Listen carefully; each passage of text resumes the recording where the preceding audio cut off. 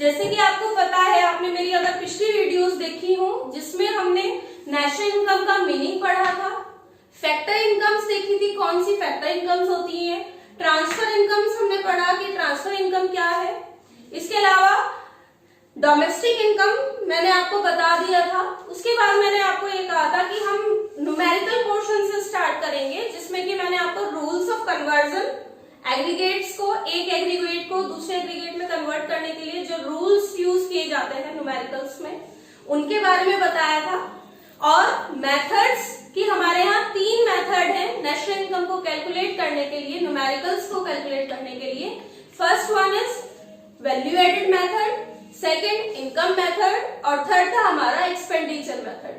ठीक है, हमने वैल्यू एडेड मेथड का पढ़ा था जिसमें उसके फॉर्मूला देखा था और एक न्यूमेरिकल मैंने आपको अपनी पिछली वीडियो में सॉल्व करके दिखाया था। तो उसी से रिलेटेड, वैल्यू एडेड मेथड से रिलेटेड ही आज हम कुछ और न्यूमेरिकल्स सॉल्व करके देखते हैं। ठीक है, आइए चलिए देखते हैं अपने numericals.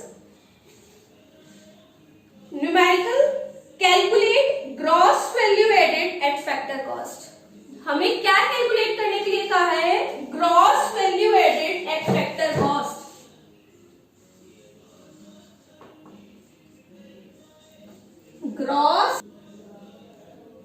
Gross value added at factor cost. Clear? हमें कैलकुलेट करने के लिए क्या कहा है क्वेश्चन में? Gross value added at factor cost, यानी that means GVA at FC, या फिर क्या बोल सकते हैं? GDP at FC। एक ही मतलब है। क्लियर? क्वेश्चन में हमें कैलकुलेट करने के लिए क्या है? Gross value added at factor cost, यानी GVA एट FC। इसको हम GDP एट FC भी कह सकते हैं। ठीक है, क्लियर? अब क्वेश्चन देखते हैं क्या क्या वैल्यूज गिवन है हमें क्वेश्चन के अंदर। सबसे पहले units of output sold. Units में आउटपुट गिवन है कि कितने नंबर ऑफ यूनिट्स बेची है? 1000। Price per unit of output 30। Depreciation given है 1000 का। Intermediate cost 12000। Closing stock 3000। Opening stock 2000 and GST goods and services tax given है 6000 का। ठीक है, देखिए अब कैसे सॉल्व करेंगे। सबसे पहले फॉर्मूला लिखेंगे अब अपना।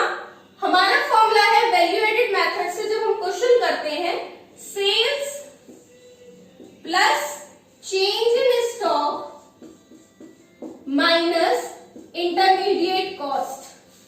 क्लियर? ये जो हमारा फॉर्मूला है, ये फॉर्मूला किस एग्रीगेट का है? स्टूडेंट्स इस चीज का ध्यान रखेंगे कि जो क्वेश्चन में कैलकुलेट करना है वो नहीं लिखना है। यहाँ पर हमें क्या लिखना है? यहाँ पर किस चीज का फॉर्मूला है ये? GVA, gross value added at market price.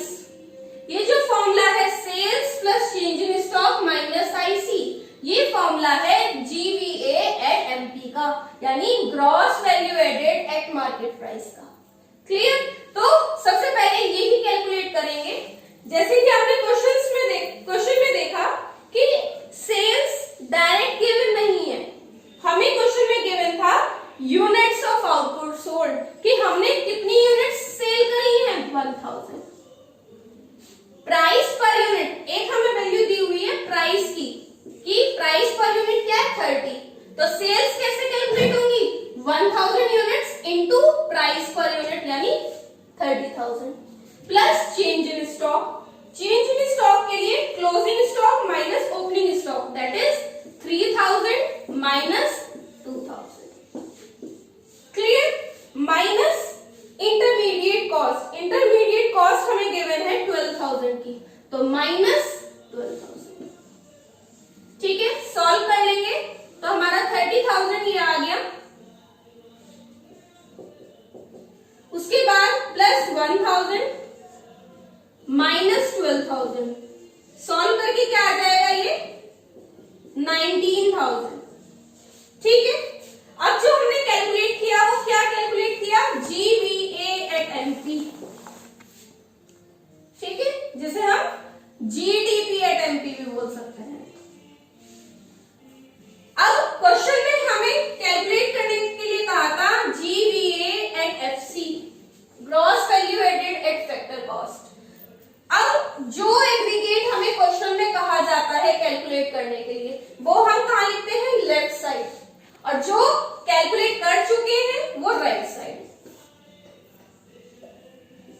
GVA अब दोनों बिल्कुल सेम है, ग्रॉस वैल्यू एडेड, यहाँ पे भी ग्रॉस वैल्यू एडेड है, यहाँ पर एक डिफरेंस है, यहाँ तो एमपी है मार्केट प्राइस, लेकिन क्वेश्चन में हमें कैलकुलेट करने के लिए कहा था फैक्टर कॉस्ट। तो अब हमें रूल्स ऑफ कन्वर्जंस याद रखने हैं। रूल्स ऑफ कन्वर्जंस क्या थे हमारे, एक बार फिर से रिवाइज कर लेते हैं। ग्रॉस और नीचे net, then national, domestic, then market price और फैक्टर कॉस्ट। इधर से इधर आना है तो माइनस, इधर से इधर जाना है तो प्लस। ठीक है, क्या माइनस प्लस, यहां पर डेप्रिसिएशन, यहां पर NFIA net factor income from abroad, and यहां पर NIT नेट इनडायरेक्ट टैक्स। इस क्वेश्चन में यहां पर देखिए, इस क्वेश्चन में हमें मार्केट प्राइस जो हमने कैलकुलेट किया है इसको कन्वर्ट करना है फैक्टर कॉस्ट में। तो मार्केट प्राइस को अगर फैक्टर कॉस्ट में कन्वर्ट करें तो क्या यूज होगा, मार्केट प्राइस को फैक्टर कॉस्ट पे लेके आना है, तो यानी माइनस नेट इनडायरेक्ट टैक्स, तो माइनस नेट इनडायरेक्ट टैक्स। तो वैल्यूज पुट कर देंगे, ये 19,000 minus net indirect tax. Question में डायरेक्ट वैल्यू नहीं गिवन है, तो नेट इनडायरेक्ट टैक्स का फॉर्मूला क्या था, इनडायरेक्ट टैक्स माइनस सब्सिडी, और इनडायरेक्ट टैक्स इसमें गिवन है GST, goods and services tax, वो एक इनडायरेक्ट टैक्स है, यानी 6,000 माइनस सब्सिडी, सब्सिडी गिवन नहीं है तो हमने क्या ले लिया 0। तो इसे सॉल्व कर देंगे तो ये आ गया हमारा 13,000 आंसर। क्लियर, ठीक है। चलिए इसके साथ एक नेक्स्ट क्वेश्चन और सॉल्व करके देखते हैं, ठीक है, जिससे आपको ये कॉन्सेप्ट और ज्यादा क्लियर हो जाएगा। नेक्स्ट क्वेश्चन देखते हैं क्या है। इस क्वेश्चन में हमें कैलकुलेट करने के लिए कहा है net value added at factor cost.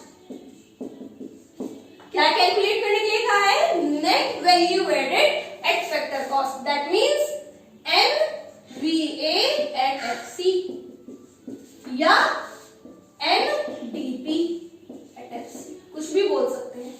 चलिए क्वेश्चन देखते हैं क्या वैल्यूज गिवन है। Total sales 1000, decrease in stock 70, production for self consumption 120, purchase of raw material 300, exports 150, electricity charges 50, income tax 20, goods and services tax 70 and subsidy 40। ठीक है, चलिए कैसे करेंगे।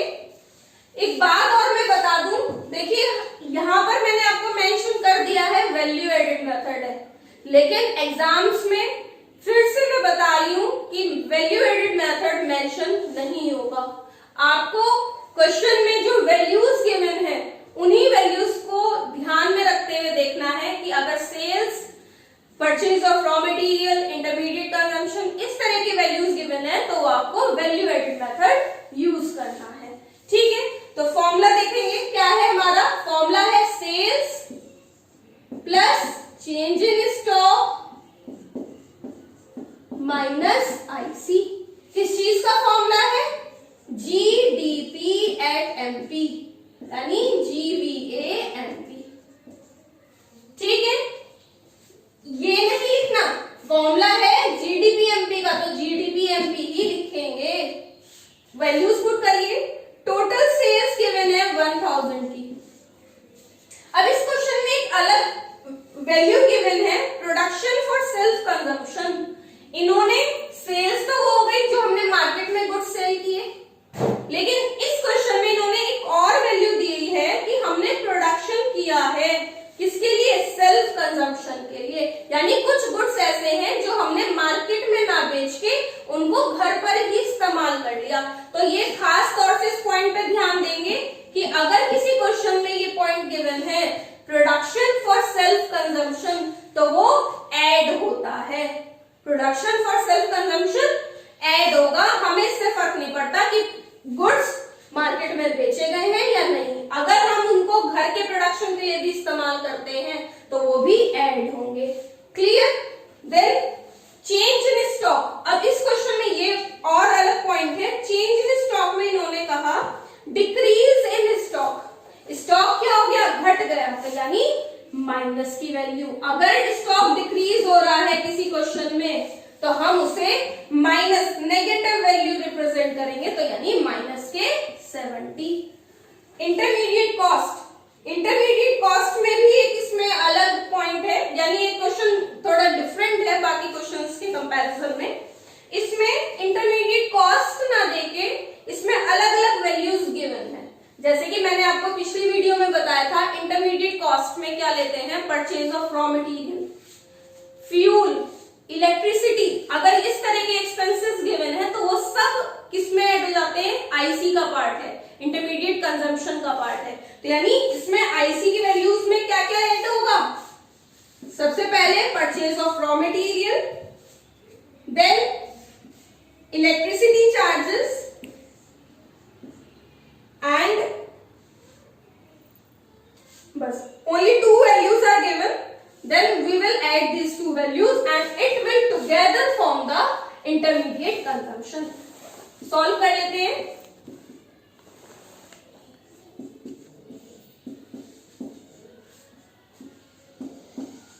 What will be the answer?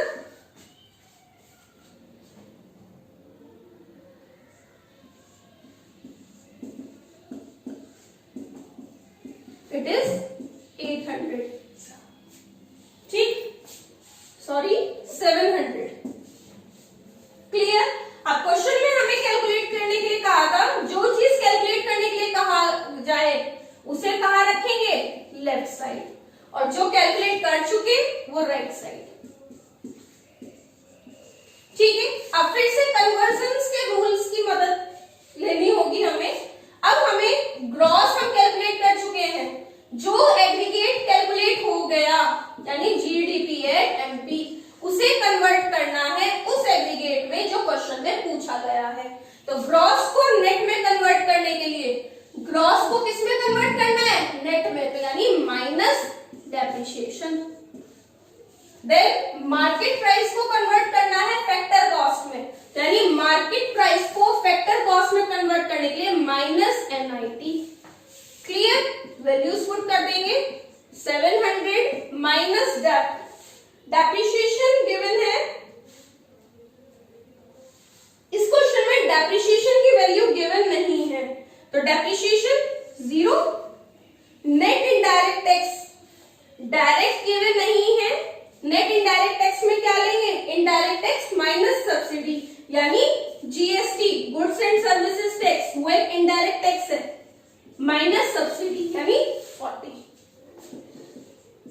Solve कर लेंगे।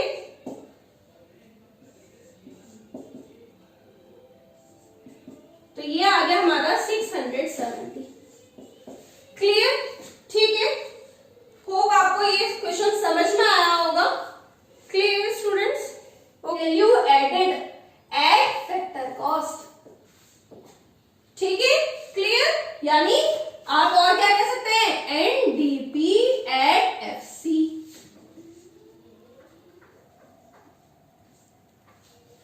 ठीक है, चलिए वैल्यूज देखते हैं क्वेश्चन में क्या गिवन है। Durable use producer goods within life span of 10 years 10। Single use producer goods 5, sales 20, unsold output produced during the year 2, taxes on production 1। ठीक है, चलिए देखते हैं। सबसे पहले सेल्स गिवन है, अनसोल्ड आउटपुट गिवन है, तो यानी वही फिर से हमारा वैल्यू एडेड मेथड है। और जैसे ही हमने वैल्यू एडेड मेथड देखा, सबसे पहले हम क्या लिखेंगे? अपना फॉर्मूला नोट कर लेंगे, sales plus change in stock minus IC. इस चीज का फॉर्मूला है जीडीपी एट एमपी का, तो ध्यान रखना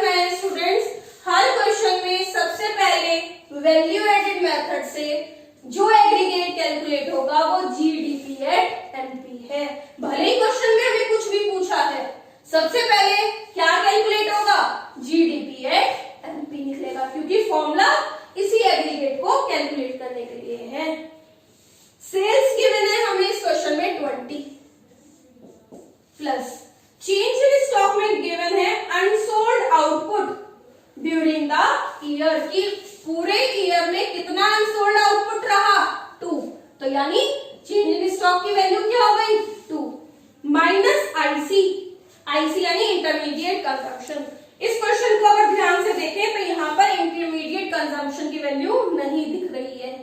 फिर हमने दूसरा वैल्यू देखी परचेज ऑफ रॉ मटेरियल, वो भी नहीं लिखा। नेक्स्ट है सिंगल यूज प्रोड्यूसर गुड्स, एक वैल्यू हमें इस क्वेश्चन में दिखाई दे रही है सिंगल यूज प्रोड्यूसर गुड्स, यानी प्रोड्यूसर जो गुड्स इस्तेमाल कर रहे हैं वो जो सिंगल यूज एक बार में ही यूज कर लिए जाए तो वो क्या है एक तरह से रॉ मटेरियल। तो यानी आईसी में इंटरमीडिएट कॉस्ट में क्या लेंगे सिंगल यूज प्रोड्यूसर गुड्स की वैल्यू लेंगे, दैट इज 5। अब ये वैल्यूज हमें लेक्स में गिवन है तो इसे हमने लेक मेंशन कर लिया। वैल्यू सॉल्व कर लेंगे और इसको सॉल्व करने के बाद आ गया हमारा पास 17 लेक्स। क्लियर। अब क्वेश्चन में हमें कैलकुलेट करने के लिए कहा है जीडीपी एट एफसी, जो कैलकुलेट कर लिया वो right side GDP at MP convert करेंगे फिर से उन्हीं कन्वर्जन रूल्स के, ग्रॉस को नेट में कन्वर्ट करने के लिए माइनस डेप, एमपी को एफसी में करने के लिए माइनस एनआईटी। वैल्यू पुट करेंगे GDP at MP 17 lakhs minus depreciation. Question में देखिए डेप्रिसिएशन का पॉइंट हमें कैलकुलेट करना पड़ेगा। डेप्रिसिएशन की वैल्यू डायरेक्ट गिवन नहीं है, इस क्वेश्चन में हमें गिवन है ड्यूरेबल यूज प्रोड्यूसर गुड्स, तो यानी डेप्रिसिएशन की वैल्यू कैसे निकलेगी durable use producer goods upon life span, यानी ड्यूरेबल गुड्स कौन से होते हैं जो एक लंबे समय तक चलते हैं, वो ड्यूरेबल गुड्स है यानी मशीन्स। तो मशीन्स पे ही तो डैप लगाया जाता है, उनकी वैल्यू कितनी है 10 लैक्स और लाइफ स्पेन कितने इयर्स चलेंगे वो 10 इयर्स। ठीक है, तो ये सॉल्व करके डेप्रिसिएशन की वैल्यू कितनी आ गई 1 लाख रुपीस, तो यानी depreciation 1 lakh rupees minus net indirect tax, net indirect tax में यानी indirect tax minus subsidy, indirect tax 1 lakh minus subsidy 0। Solve कर लेंगे।